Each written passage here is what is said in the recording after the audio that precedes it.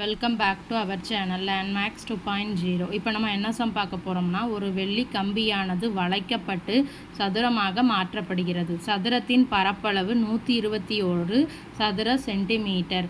அதே வெள்ளி கம்பியை வளைத்து வட்டமாக மாற்றினால் அந்த வட்டத்தின் ஆரம் என்னவாக இருக்கும் அப்படின்னு கேட்டிருக்காங்க. அதாவது ஒரு வெள்ளி கம்பி இருக்குது, அதை வளைச்சி சதுரமாக மாற்றுறாங்க. இப்போ என்ன கொடுத்துருக்காங்க, சதுரத்தின் பரப்பளவு கொடுத்துருக்காங்க. எவ்வளவு? 121. சதுரத்தின் பரப்பளவுக்கு என்ன ஃபார்முலா?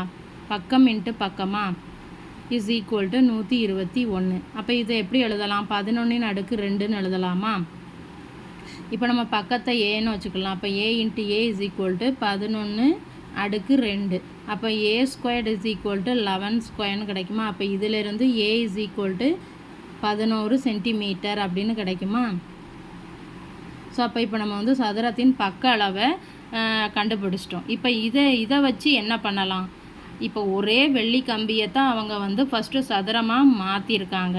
அதுக்கப்புறம் இப்போ என்ன பண்ண போகிறாங்க? அதே வெள்ளி கம்பியை தான் வட்டமாக மாற்ற போகிறாங்க. ஸோ அப்போ சதுரத்தின் சுற்றளவுனா என்னது?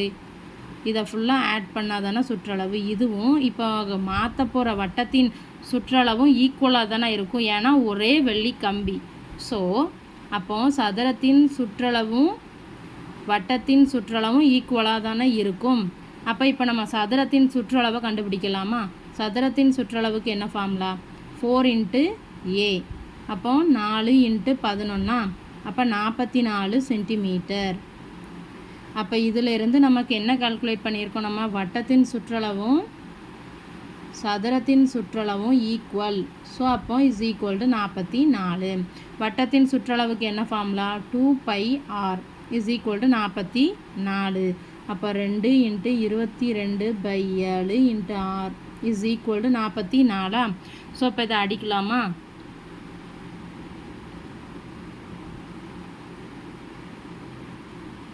அப்போ r is equal to 7 centimetre.